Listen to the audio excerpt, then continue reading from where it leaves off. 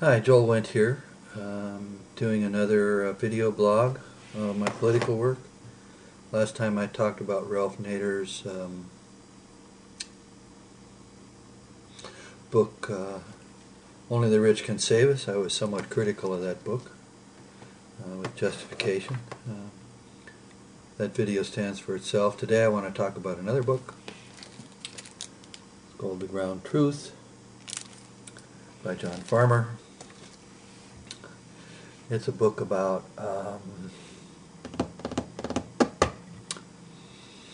9/11. He was a member of the 9/11 Commission, is on the staff. He also has some other experiences that are very important.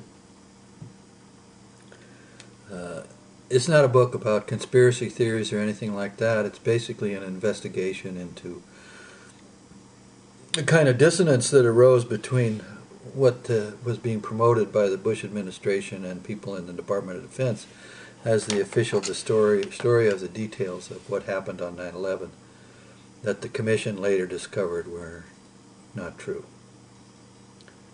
In essence, what the administration did from the very beginning, in fact starting as early as September 18th, 2001, was to spin the story in such a way that they looked like they were in charge. And Mr. Farmer pretty much demolishes that fiction. He also thinks a little bit about why it was that that fiction came to be. Just to give an example,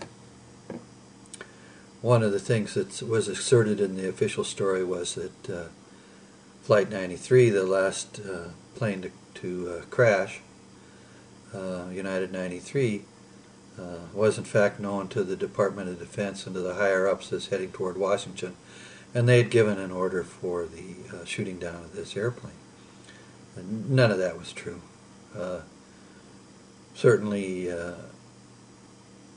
the way the facts turned out, by the time any higher committee of the government attempted to actually assert any control over the situation, United 93 had already crashed, and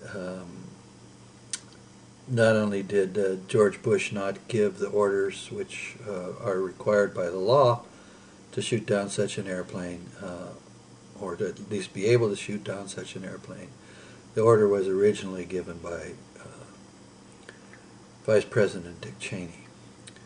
That's just a brief thing. Mr. Farmer has written a long book in which he goes into great detail the history of what was discovered and known, the history of what public figures started to say shortly after the events, how it was that even a year later, when the first anniversary was being sort of, I guess we can't say celebrated, but remembered, the spin that the administration and the Department of Defense put on the situation was still being put forward.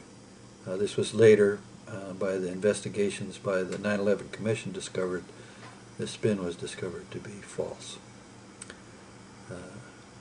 The reason this is significant is laid out also in the book, which, besides providing all the detail necessary to prove that, what I've just said, Farmer tries to take an examination into the situation of the relationship between large bureaucracies in the government and the political figures who try to control them in a hierarchical fashion out of the White House and other places.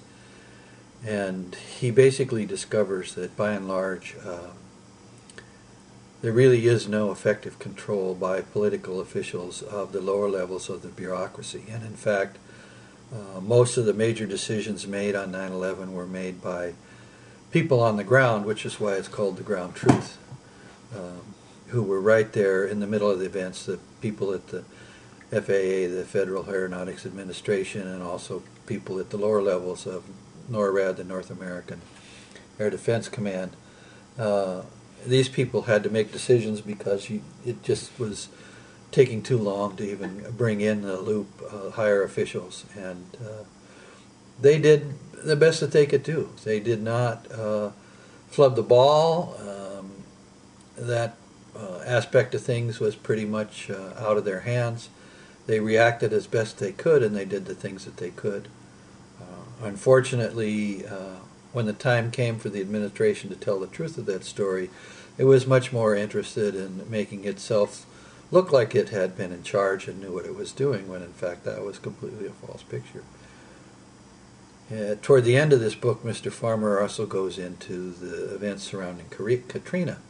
He spends about a chapter on it, and he does a similar kind of analysis in which he pretty much establishes that the higher-ups, whether they were the mayor of New Orleans, the governor of Louisiana, or people in the Bush administration, the leaders of FEMA and so forth, by and large, they pretty much lost control of the situation from the very beginning, although after the events and during the events, as much as possible, they tried to act as if they were managing the situation. And of course, anybody who paid any attention at all to the Katrina events knows that the situation was not managed at all by government officials, and in fact was shortly involved in complete chaos and anarchy, which resulted in the death and injury and of many people.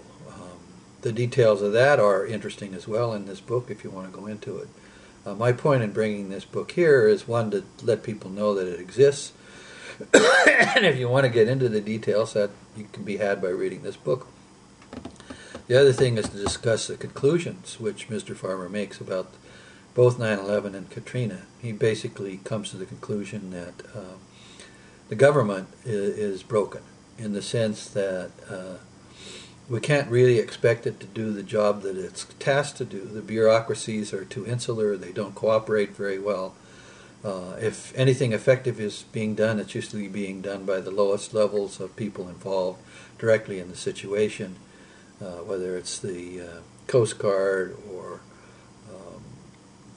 interestingly enough, the Fish and Game Commission for Louisiana was out there with boats doing all kinds of rescuing operations, and so on and so forth. When you get to the level of the politicians and their appointed people that they put in for political reasons to run these hierarchical structures in the bureaucracy of government, they basically don't know what they're doing. They're really not qualified in a lot of cases to actually be in charge of things. And of course, between them and the people on the ground, there's this huge edifice of bureaucratic structure. And Mr. Farmer makes the situation well known that it doesn't work this way. He makes a bunch of recommendations. In a little bit he gets into what I talked about last time, which is the proposition, if only X would happen, or if only Y would do X, then Z would be the result. The fact is, and the reason I point this out, is that my point of view basically is that the American people need to recognize, A, that government is broken, and understand that this proves it. B, that politicians are far more self-serving than they do anything. They spend a lot of time trying to make themselves look good, and little time actually being effectively in charge of what government does. This has, in a way, left it up to us, which I think perhaps is a good thing. The American people need to sort of wake up to the fact that they can't trust their government to deal with issues of extreme emergency.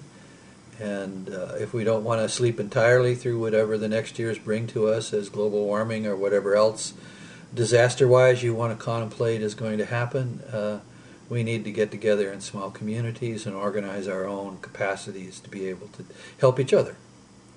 Because the truth of what this book shows is that it's the people, the ordinary people, faced with the catastrophe that have the most ability to actually do something about it. And that government simply can't be relied on. It's lost the ability or the capacity to do any of those things. So there's that book and there's that idea, and I'll talk more about it at another time.